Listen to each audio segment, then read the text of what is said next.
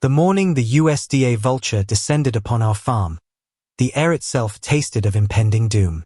It was 6 a.m., the kind of brutal Central Texas heat that only good, honest labor can fight off, and I was already elbow-deep in the soil, prepping the south field for the heirloom corn harvest. My name is Jonah Briggs, 38, fifth-generation owner of Briggs Family Farms. This land, 200 acres of prime, black prairie soil, isn't just dirt. It's my grandfather's sweat, my father's pride, and the only inheritance I'd ever give my 3 daughters. Then the silence broke. It wasn't the healthy racket of farm equipment or the crow of a rooster. It was the sickeningly crisp crunch of expensive Italian leather tires on our gravel driveway, followed by the sight of a government-issued black SUV, polished to a mirror sheen, utterly alien against the dusty backdrop of our barn. Out stepped Agent Vivian Thorne, the regional USDA compliance auditor, a woman known across 5 states only as the Vulture. Thorne was the human equivalent of a freshly printed, non-negotiable regulatory memo. She wore a perfectly tailored, charcoal gray pantsuit that looked like it cost more than my entire tractor. Her blonde hair pulled back so tight it defied physics, and behind her expensive tortoiseshell glasses, her eyes were twin points of cold, focused malice. She didn't look like she was here to help agriculture. She looked like she was here to foreclose on it. She clicked across the yard in stiletto heels, approaching me where I stood next to the century-old grain silo, a structure that had survived the Great Depression and 3 recessions, but which now felt terrifyingly vulnerable. Mr. Jonah Briggs, her voice was a chilling, low register, the kind that carried authority without ever raising its volume. United States Department of Agriculture. I'm conducting a comprehensive compliance audit of Briggs Family Farms, pursuant to the provisions of the 2018 Farm Bill, subsection 1012(c), regarding the allocation of drought relief subsidies. I wiped a muddy hand on my jeans. Agent Thorne. We've received our subsidies. Everything's filed, cross-referenced, and triple-checked. We haven't had a single issue in 5 generations. A thin, surgically precise smile stretched across her lips, the kind that makes sharks nervous. That, Mr. Briggs, is precisely the problem. Complacency breeds non-compliance. She didn't waste time. She pulled out a military-grade iPad and gestured dismissively toward the very field I was working on, the pride of our harvest. The deficiency is not in your paperwork, Mr. Briggs. It is in your practice. Specifically, the spacing of your heirloom corn crop. I frowned, looking at the perfectly rowed, 6-foot-tall stalks. What about it? They're exactly 36 inches apart, exactly as Dad taught me, maximizing airflow and yield. She paused for dramatic effect, letting the morning sun glint off the USDA logo pinned to her lapel. The current regulation, as codified in the Code of Federal Regulations, Title 7, Section 1437B, Appendix Q, Paragraph 4, which governs all federally subsidized drought-resistant crops, mandates a minimum space of 36.5 inches between the lateral borders of the stalk bases to ensure optimal subsoil moisture disbursement under arid conditions. I stared at her, dumbfounded. Half an inch? Are you serious? We're talking about half an inch of variation, naturally occurring due to soil density. Thorne's expression didn't change. It was a mask of granite entitlement. The law, Mr. Briggs, is not subject to your subjective assessment of soil density. The law is absolute. A 36-inch spacing is a clear, documented violation of CFR Title 7. Given the scale of this crop, your entire main harvest, I must classify this as a systemic intentional misspacing, SIMS, violation. The phrase sounded like a capital offense. I felt the blood draining from my face. What does that mean, exactly? A warning? A small fine? She finally dropped the hammer, and it was a 1,000-pound sledge. It means, Mr. Briggs, that your entire 2025 drought relief subsidy, totaling $85,000, is immediately forfeit, effective retroactively. Furthermore, because the crop itself is in violation of safety and yield standards, it must be quarantined and destroyed before harvesting, at your personal expense. Destroyed. I felt a raw, primal scream rising in my chest. Agent Thorne, this is a $200,000 harvest. The corn is healthy. It's perfect. That money pays the mortgage and my workers. You want me to plow it under for half an inch? She took a step closer, lowering her voice to a venomous whisper, abandoning the sterile bureaucratic mask for a moment of pure, personal malice. I am aware of the financial implications, Mr. Briggs. And I am aware that your grandfather, a man who, I believe, once testified against a USDA pipeline project in '62, was a thorn in the side of this department. Some weeds, Mr. Briggs, must be eradicated completely so that good, compliant farms can flourish. Consider this a necessary step towards streamlining American agriculture. The true motive, historical vendetta, personal power, leaked out, confirming everything I'd heard about her. She wasn't just auditing, she was executing a cold, slow-motion demolition based on a generations-old grudge. You have 24 hours to produce an actionable plan for the destruction of the corn crop and repayment of the $85,000 subsidy. She concluded, pulling a thick packet of forms from her briefcase, smelling faintly of sterile paper and ozone. Failure to comply will result in the immediate closure of Briggs Family Farms, and a formal recommendation to prohibit you from accessing any federal agricultural program for the next 50 years. She turned on her heel and clicked back to the black SUV, not a speck of dust clinging to her expensive attire. As the SUV roared away, leaving a pathetic puff of dust in its wake, I felt the crippling weight of the violation settle on my shoulders. That half-inch, that absurd, malicious, arbitrary half-inch, was going to cost me everything. The farm, the home, the legacy.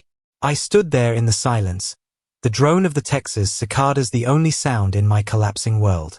The corn stalks, which had seemed like symbols of resilience just moments ago, now looked like targets, condemned by a petty tyrant. I went into the workshop, the place where my dad taught me everything I know. On the wall, next to a faded photograph of my great-grandfather standing proudly next to his first tractor, was a small, dusty leather-bound book. It was the original Articles of Incorporation for the Briggs Farm Co-op, dated 1935, the height of the Great Depression and the era of Roosevelt's first farm bills.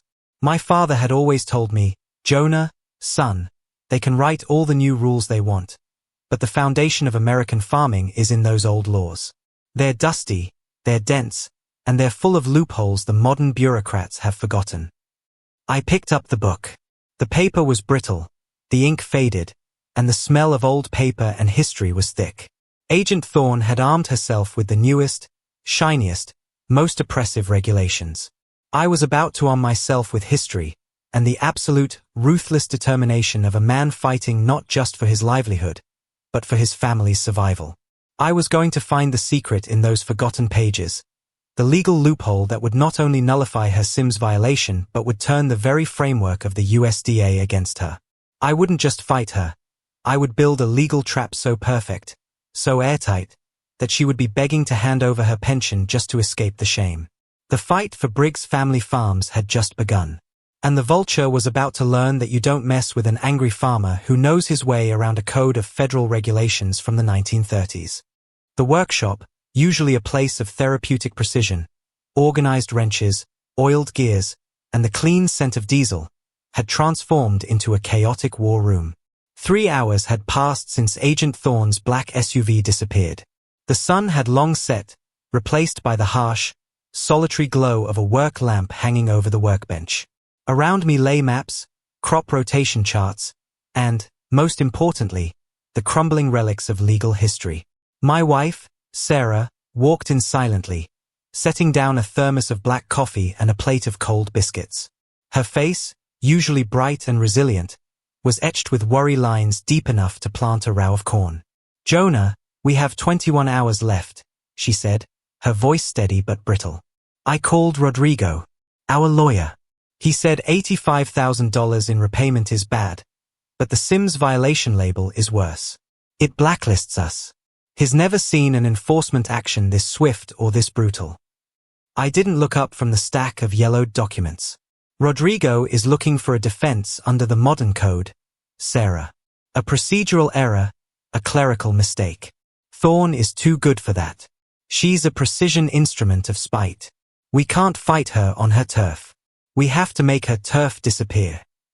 I tapped the leather-bound book, the 1935 Articles of Incorporation for the Briggs Farm Co-op. This is the bomb. Thorne is using the 2018 Farm Bill and CFR Title VII.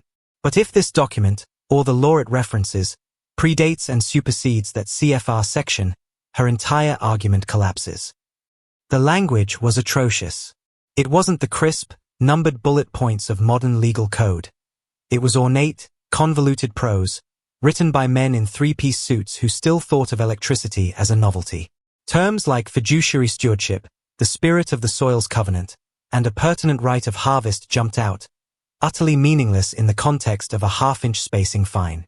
I spent what felt like an eternity sifting through microthin paper, the clock ticking the death knell of the farm.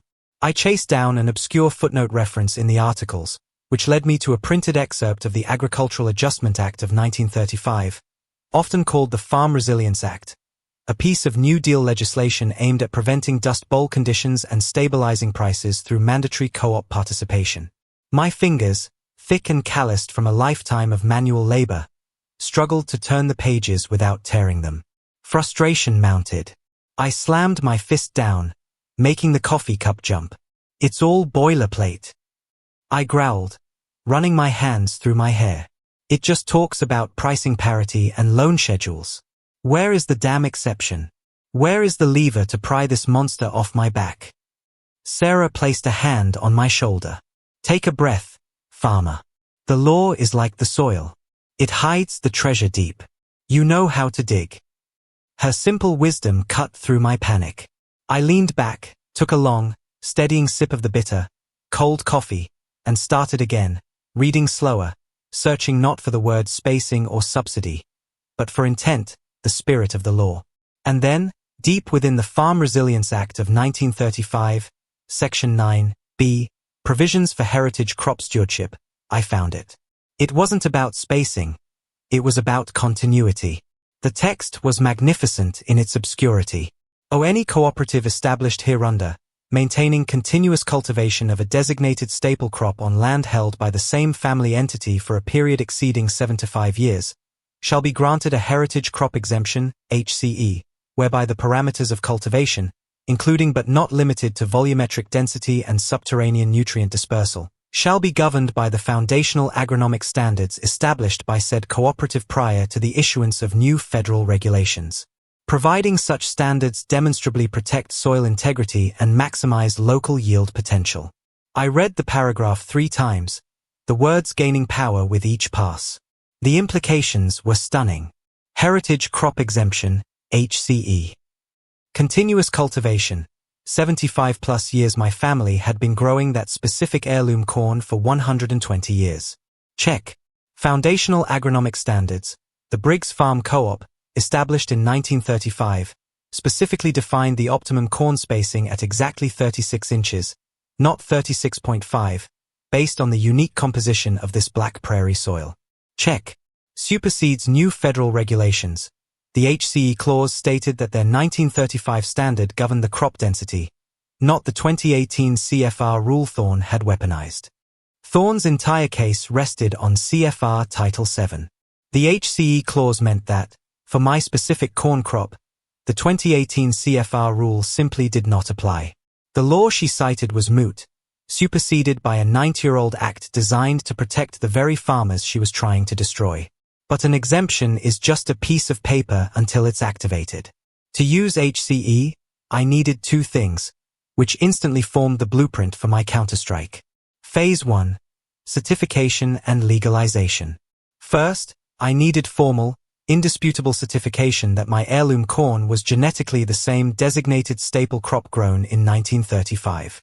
I needed an expert, a soil scientist, or a botanist, to verify the genetic lineage and certify the foundational agronomic standards, the 36-inch spacing, as being demonstrably effective, as required by the clause. Second, I needed Rodrigo, our lawyer, to file a writ of HCE activation with the Federal Agricultural Appeals Tribunal, FAAT, immediately. This would put the entire Sims violation on indefinite hold and force Thorne to defend the validity of her modern CFR rule against a superseding federal statute. Phase 2.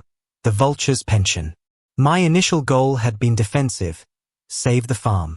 Now, staring at the power the HCE clause gave me, I realized I could go on the offensive. Thorne hadn't just made a mistake. She had levied a massive, malicious fine knowing her claim was based on the flimsiest of pretexts. Her vendetta against my family was an abuse of power. I started digging for the ultimate pressure point. The 1935 Act didn't just protect farmers. It had harsh penalties for officials who willfully misrepresented or circumvented its protections. Specifically, Section 12, F. Accountability of federal officers in co-op disputes. The fine print revealed the gold.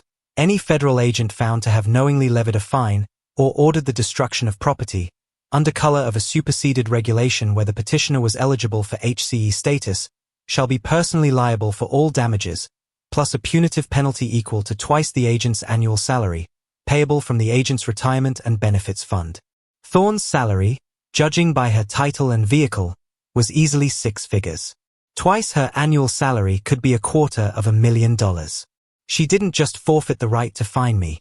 She stood to forfeit her entire retirement savings.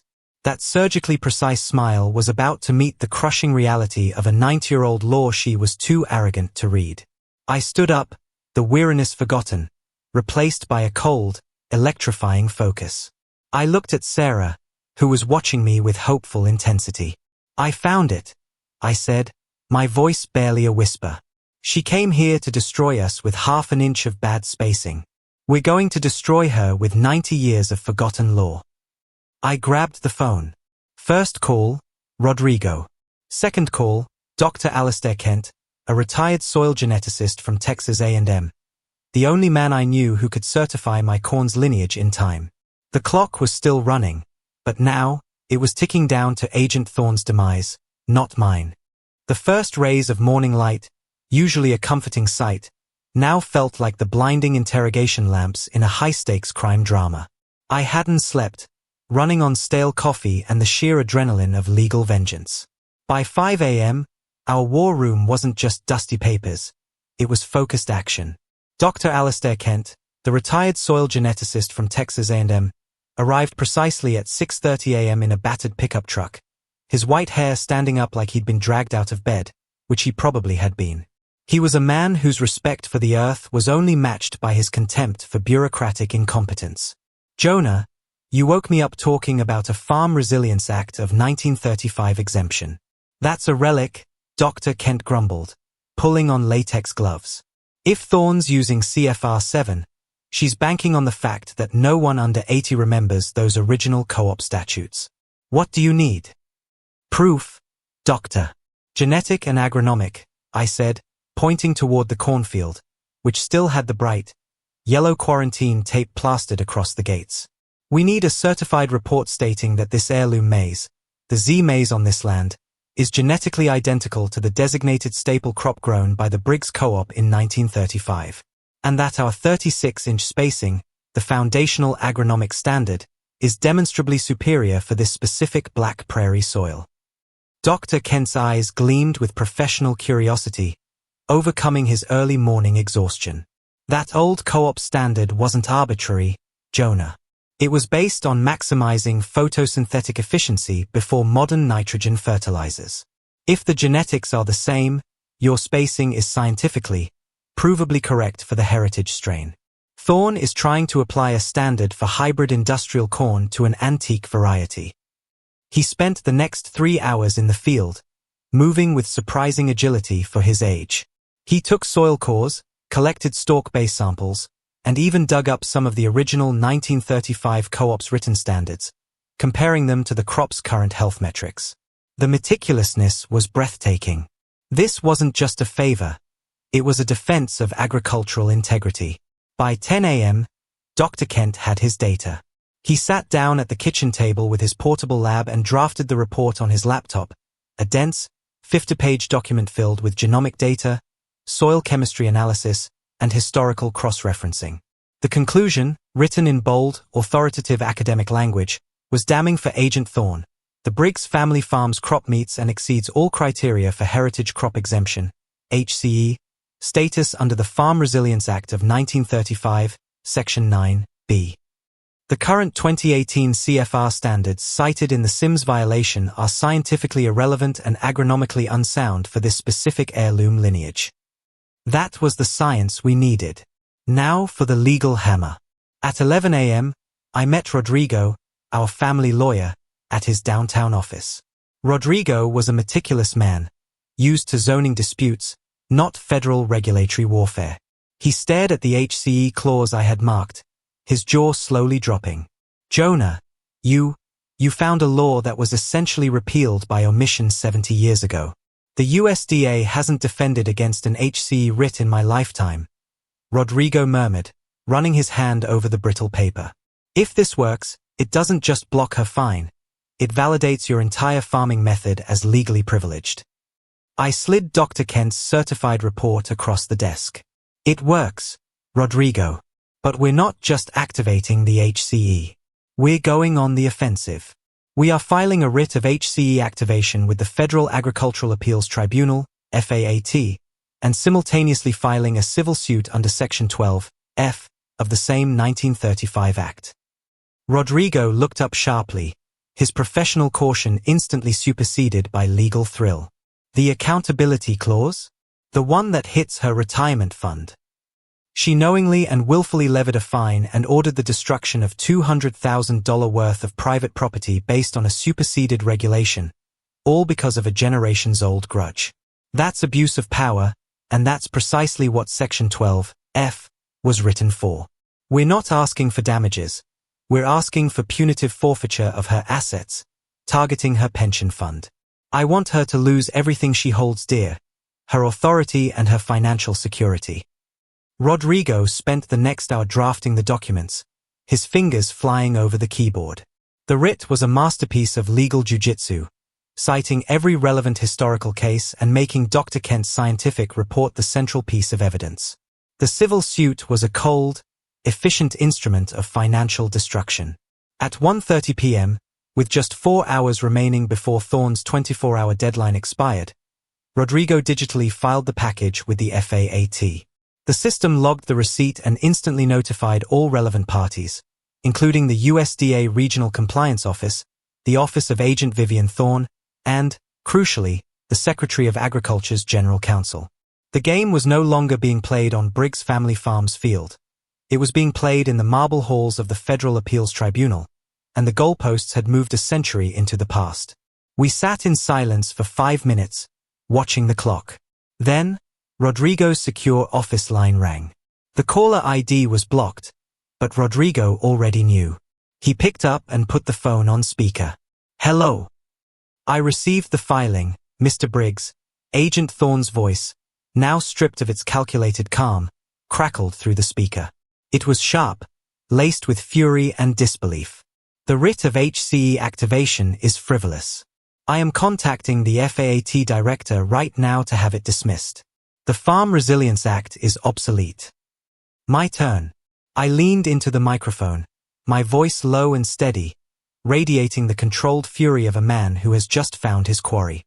Agent Thorne, you are absolutely correct. The Farm Resilience Act is obsolete. That is, until an eligible co-op files the HCE writ, thereby activating its supremacy over the current CFR. You were notified of this activation 15 minutes ago. Her breathing hitched on the line. I knew she was furiously scrolling through the ancient law on her iPad, seeing the trap spring shut.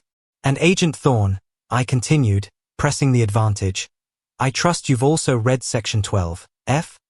Because not only is the writ filed, but so is the civil suit. You levied a fine and ordered destruction under color of a superseded regulation. That makes you personally liable for damages, plus punitive penalties. I look forward to seeing the name Vivian Thorne listed on a federal forfeiture warrant, payable directly from the USDA Retirement and Benefits Fund.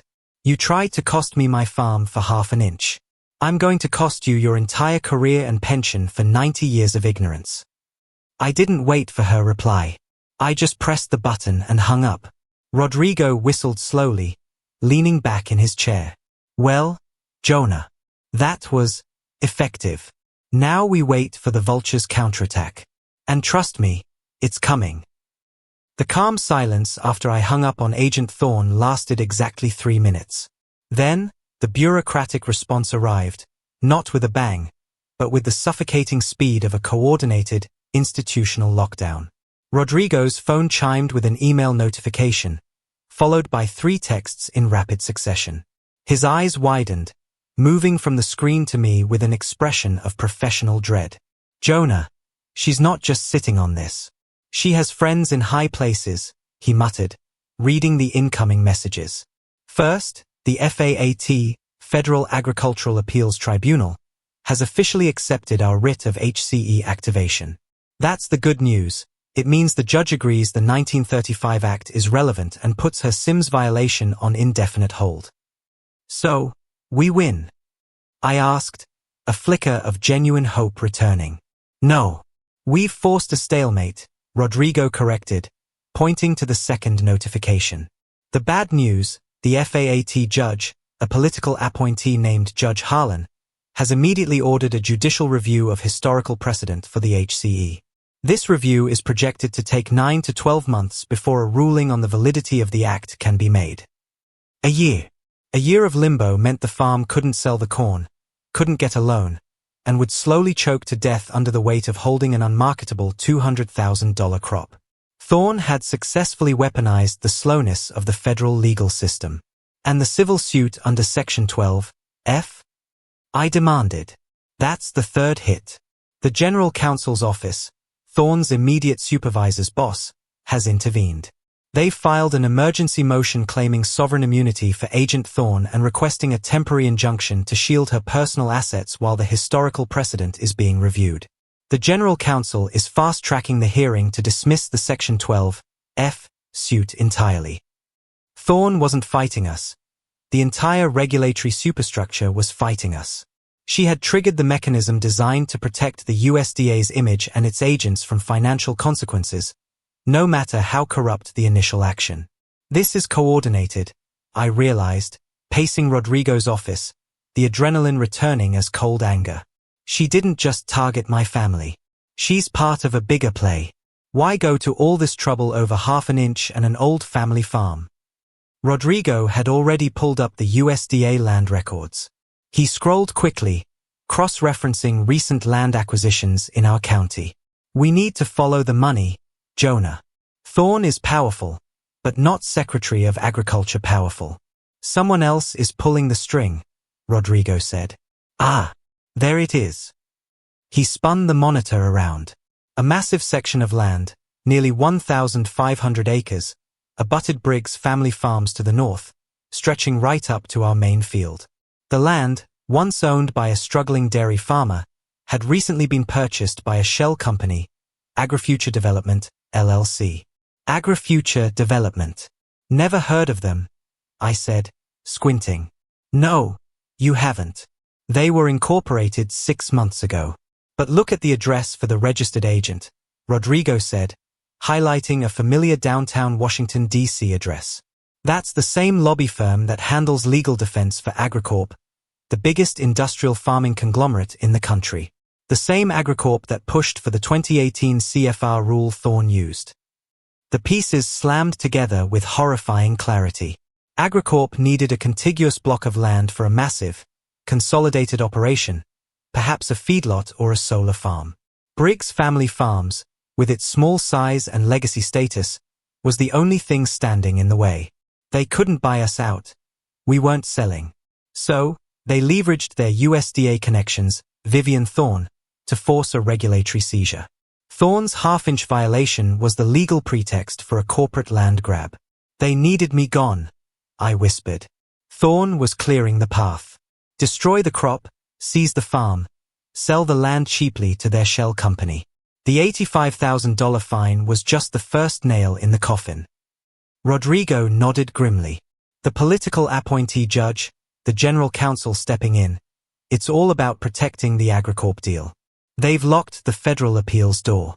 We can't wait a year for the HCE ruling, and we can't fight sovereign immunity in DC on their timeline. Then we change the timeline. We change the venue, I decided, standing up. Thorne's entire operation relies on the USDA being an opaque, complex bureaucracy. We need to drag this fight into the daylight where those fancy lawyers can't operate. Where do we go, Jonah? The State Attorney General. No. We go to the people who understand land, legacy, and federal tyranny, I stated, a grim smile forming. We go to the local Central Texas Agricultural Board, CTAB. They have quarterly hearings. They certify local compliance and act as the liaison between the farmers and the USDA.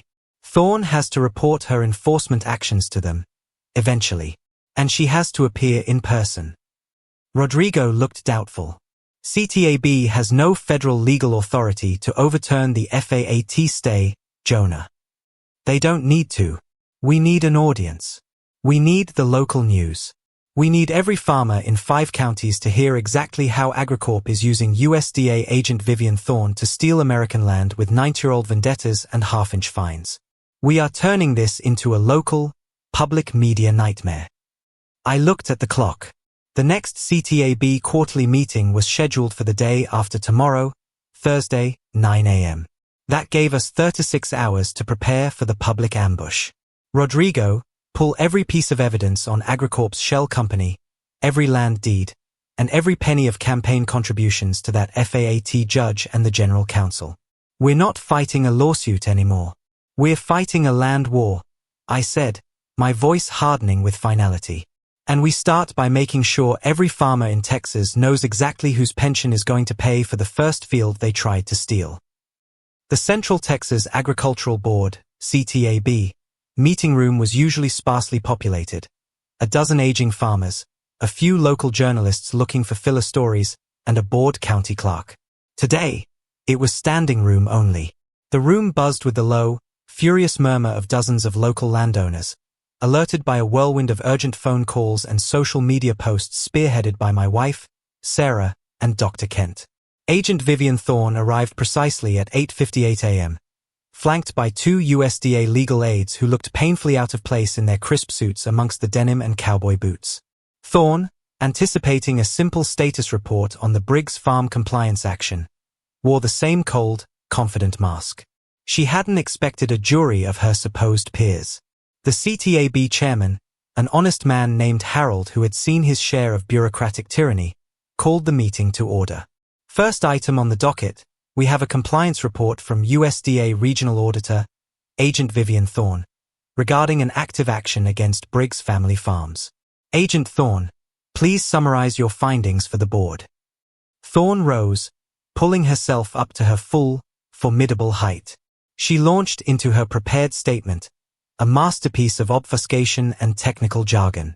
The matter concerns a systemic intentional misspacing, or SIMS, violation, regarding the Briggs heirloom corn crop. This is a clear infringement of the Code of Federal Regulations, Title 7, Section 1437B, Appendix Q, Paragraph 4. Given the systemic failure to comply with the mandated 36.5-inch lateral spacing, the farm is facing forfeiture of the $85,000 drought subsidy and mandatory crop destruction. She finished with a haughty glance toward me, sitting in the front row next to Rodrigo, implying that the verdict was sealed. Agent Thorne, Chairman Harold interrupted, his voice slow and deliberate. We appreciate the CFR citations. But here in Texas, we also abide by common sense. That corn crop looks healthy. What is the actual, demonstrated harm caused by this half-inch variation? Thorne blinked, clearly unprepared for a question outside the DC legal bubble. The harm, sir, is one of regulatory integrity. Non-compliance compromises the overall integrity of the drought relief program and sets a dangerous precedent. I disagree, Agent Thorne, I cut in, standing up abruptly. The room instantly fell silent. The harm is not regulatory. The harm is intentional, and the precedent you're setting is called eminent domain by regulation. Thorne spun to face me, her composure finally cracking. Mr. Briggs, you are out of order. This is a report to the board, not a federal appeals hearing. It is a report on the actions of a corrupt federal official being used as a pawn in a corporate land grab, I retorted, ignoring her fury. And I have the evidence to prove it. I gestured to Rodrigo, who handed out binders to the CTAB members and the local reporters in the room. The binders contained 3 documents. Dr. Kent's certified report confirming my crop's genetic lineage and proving that the 36-inch spacing was the scientifically correct foundational agronomic standard under the 1935 Act. The full, marked-up text of the Farm Resilience Act of 1935, Section 9(b), Heritage Crop Exemption, which explicitly superseded the 2018 CFR she cited. The detailed land records showing that AgriFuture Development, LLC, a shell company of the powerful AgriCorp lobby, had purchased all the adjacent land and was waiting for my farm to be seized and sold. Agent Thorne told this board that my farm is in non-compliance. I stated, turning to the audience, my voice ringing with conviction. But what she failed to mention is that the 2018 regulation she cited is superseded and irrelevant due to a nearly century-old federal law designed to protect family farms like mine. A law that my lawyer filed under a writ of HCE activation with the FAAT. I fixed Thorne with a hard, unwavering stare. You knew about the HCE writ when you called my lawyer yesterday, didn't you, Agent Thorne? You knew your violation was null and void. Yet, you came here today and tried to mislead the local board and the community into believing that my farm was still facing mandatory destruction. Thorne's face was pale with shock, her usual bronze tan having completely vanished. She recovered quickly, pulling out her ultimate shield. This is slander. The HCE writ is currently under judicial review of historical precedent. Until the FAAT confirms the 1935 Act's validity, my compliance action stands. Furthermore, the USDA General Counsel has asserted sovereign immunity in the civil suit. I am protected from frivolous actions by individuals trying to obstruct government duties.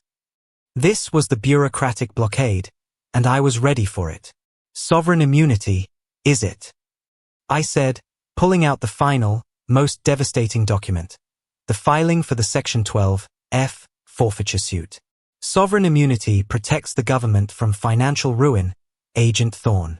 It does not protect a federal agent who willfully abuses the power of her office for corporate gain. I walked directly up to the board table, placing the Section 12(f) document down so every reporter could see the headline. This is a suit for punitive damages equal to twice Agent Thorne's annual salary, to be paid from her USDA retirement and benefits fund. Why? Because Section 12(f) of the 1935 Act specifically mandates personal liability for any agent who knowingly circumvents the HCE to levy a fine or order destruction. She didn't just cite the wrong law, she committed a financial offense against the spirit of the federal government. The room erupted. Farmers were shouting about corporate corruption. Reporters were fighting for the documents. The CTAB chairman was banging his gavel, trying to regain control. I looked at Thorne, who was frozen in place, her impeccable facade shattered. The thought of losing her carefully built pension, her future, had hit her harder than any fine. You came to steal my land for AgriCorp, Agent Thorne, I concluded, my voice cutting through the noise. But you didn't check the historical record. Now, before the FAAT can grant you protection, this local board has the opportunity to make a statement. Does Texas stand with the family farms protected by a 90-year-old law, or with the vulture who tried to sell us out for half an inch and a corporate bribe? I turned to Chairman Harold. Mr. Chairman, I request that this board issue an immediate, formal censure of Agent Thorne's conduct and demand an investigation into her ties to AgriCorp before the harvest is ruined. The battle for public opinion was won. But the legal war was far from over. The hours following the CTAB meeting were a dizzying blur of vindication and panic. The local news had a feeding frenzy. The footage of Agent Thorne's frozen, shocked face as I detailed her pension forfeiture was already viral within Central Texas, plastered across every local media outlet under headlines screaming, USDA auditor exposed, land grab plot 4 half-inch fine. By 4 p.m., the CTAB chairman, Harold, had officially issued a formal, unanimous board censure of Agent Thorne's conduct, demanding an internal USDA investigation. The pressure was immense, but the federal bureaucracy was still holding the line. Rodrigo confirmed the legal status. The public censure is a political win, Jonah, but legally, we're still stalled. The FAAT review of the HCE stands at 9 months, and the General Counsel's office is aggressively pushing their sovereign immunity defense to shield Thorne's pension.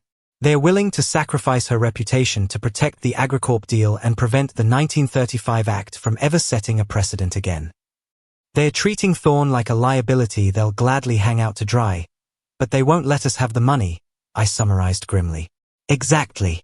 The only way they lose is if you can prove irreparable, immediate harm while simultaneously proving her intent was malicious.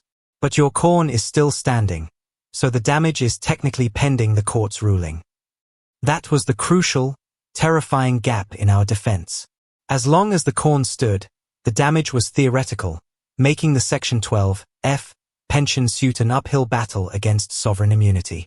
Thorne knew this, and that night, she decided to close that gap permanently. At 7 p.m., the USDA Vulture, recalled to the D.C. office and facing career annihilation, made her final, most desperate move. She bypassed the slow, paralyzed federal process and used a low-level, administrative workaround. She filed a new, ultra-aggressive order through a regional office in Dallas, claiming an imminent pathogen risk, IPR, in the Briggs family farm's corn crop. The IPR order was a biosecurity panic button. Unlike the Sims violation, which was a regulatory fine, IPR triggered immediate, mandatory destruction by a USDA-contracted cleanup crew.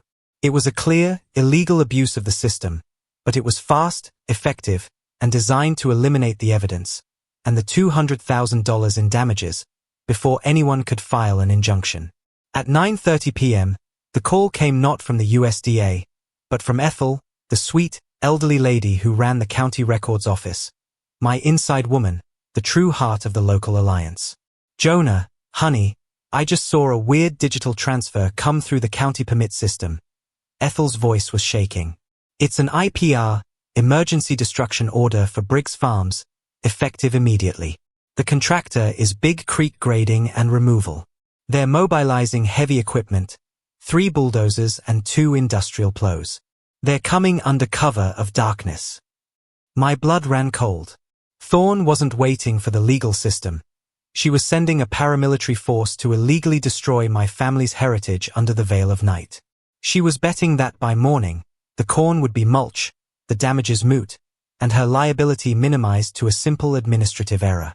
I looked at Sarah. They're coming tonight. They want to turn the corn into dirt before we can get a judge to see it. It's the only move she has left. I immediately called Rodrigo. They're sending Big Creek Grading, an IPR destruction order. They'll be on my land by midnight. Rodrigo swore loudly. That's illegal. IPR requires 3 days' notice and independent lab confirmation. She's committing blatant criminal misconduct, but DC is 5 hours behind you, and Judge Harlan won't answer his phone for a temporary restraining order on a Friday night. Then we buy time, Rodrigo. We go physical, I declared.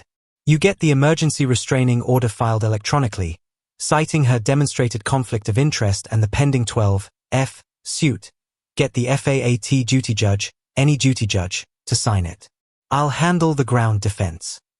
I hung up and rushed to the barn. I fired up the old Briggs D30 tractor, a beautiful, monstrous machine that represented 5 generations of defiance. The engine roared to life, a sound I hoped would carry over the fields. My next call was to my co-op network. I didn't mince words. Thorne sent the bulldozers. They're coming to plow the corn under tonight. They're going to steal my land and set a precedent that every one of your farms is next. I need a blockade. I need every tractor, every combine, and every angry farmer you can muster at my south gate in 90 minutes. We are physically defending the Briggs family HCE. The response was immediate and overwhelming. Within the hour, the dirt roads leading to my farm were filled with the rumble of diesel engines. Farmers I'd traded seed and shared whiskey with for years arrived, 20, 30, eventually over 40 massive pieces of agricultural equipment, forming an impenetrable, mile-long barricade across the access road to the south field. My dad, retired but still sharp as a tack, watched the mobilization.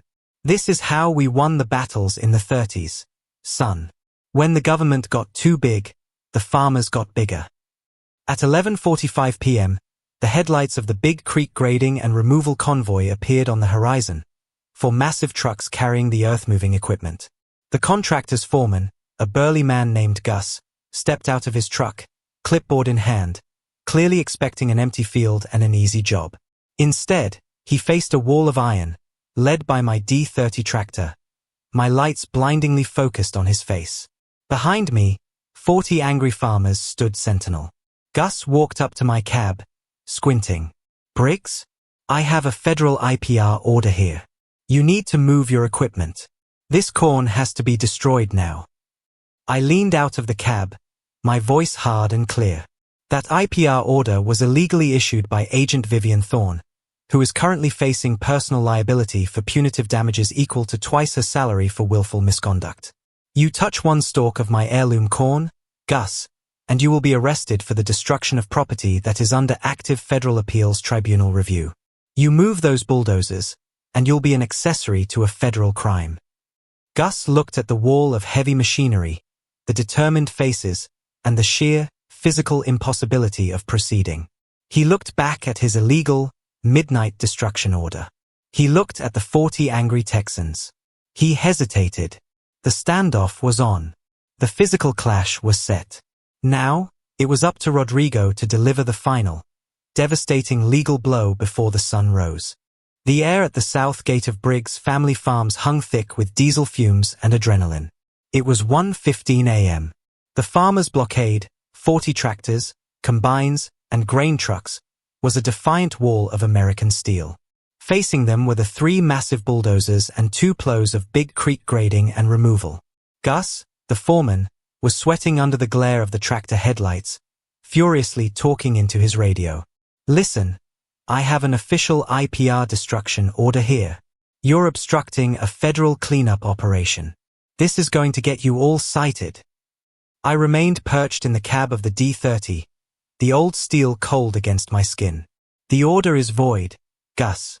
It was issued by a federal agent under formal censure and facing civil forfeiture for willful misconduct. You cross this line, and you're destroying property under active federal appeals tribunal jurisdiction.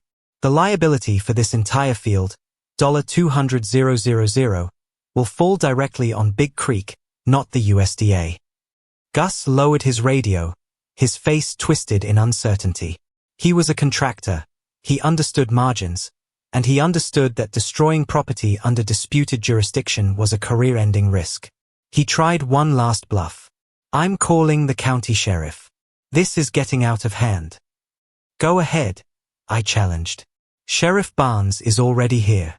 He's standing by the silo, watching this entire, illegal operation unfold. He knows what AgriCorp is trying to pull." Indeed, Sheriff Barnes, a man who believed in the law but loved his community more, was quietly observing from a distance. He wouldn't start a fight over a bureaucracy dispute, but he was a witness to the contractor's intent. Just when the tension was thickest, when Gus ordered his lead bulldozer driver to inch forward, a new set of headlights roared onto the scene. Not a heavy truck, but a fast, sleek sedan that skidded to a stop right behind the Big Creek convoy. Out stepped Rodrigo.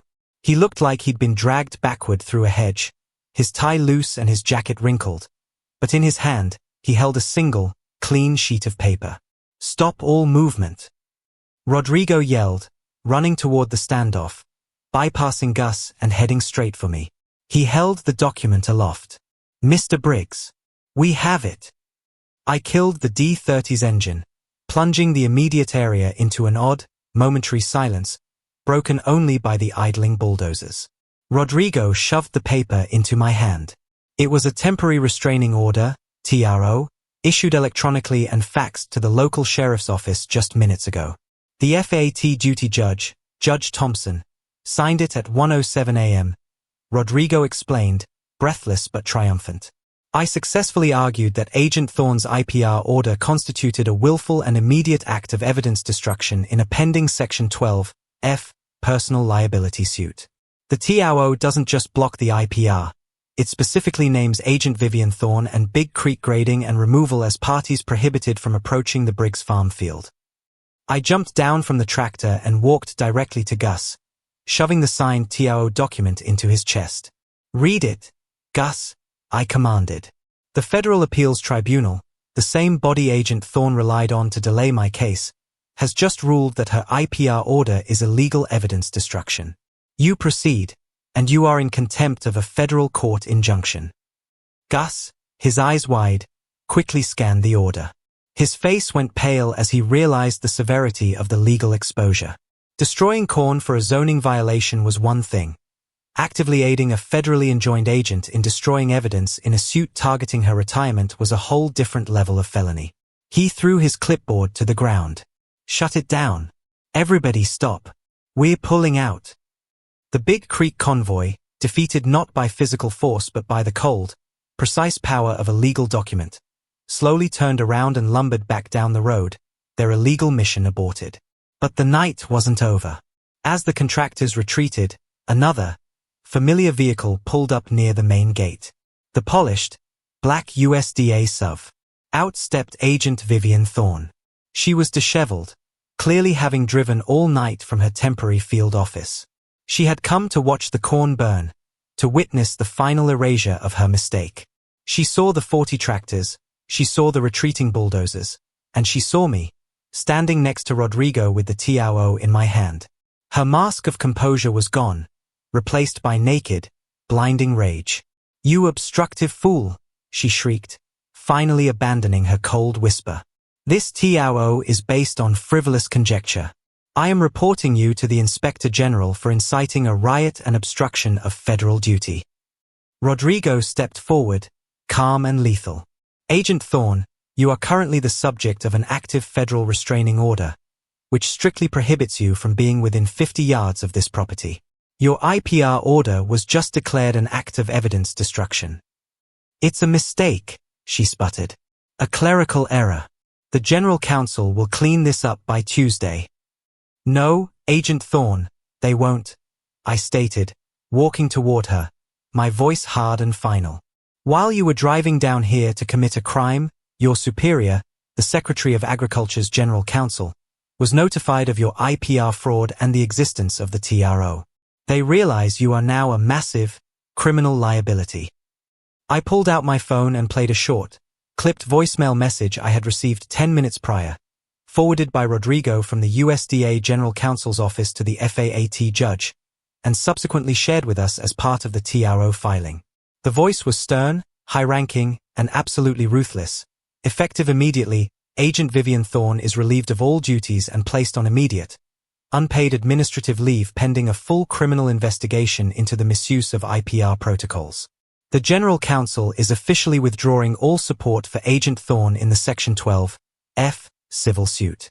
The department will not accept liability for her independent, unauthorized, and frankly criminal actions. She is on her own. The voicemail ended. The truth hit Thorne with the force of a wrecking ball. The bureaucracy hadn't protected her. They had thrown her to the wolves the moment her recklessness threatened their higher political goals, the AgriCorp land deal. Sovereign immunity was only for the system, not the agent who breaks the law for personal vendetta. Her legs gave way, and she collapsed onto the gravel, her designer suit now coated in the Texas dirt she hated. The Vulture had finally been brought down, defeated by a 90-year-old law and a single, well-timed midnight injunction. "The Sims fine is permanently voided," I told her, my voice devoid of triumph, only fatigue. "And your pension will cover the cost of my legal fees, plus the punitive damages mandated by Section 12F. You tried to cost me my farm. You just cost yourself your life savings." I turned my back on the Vulture, got back into the D30, and started the long, slow process of thanking my neighbors and securing the field.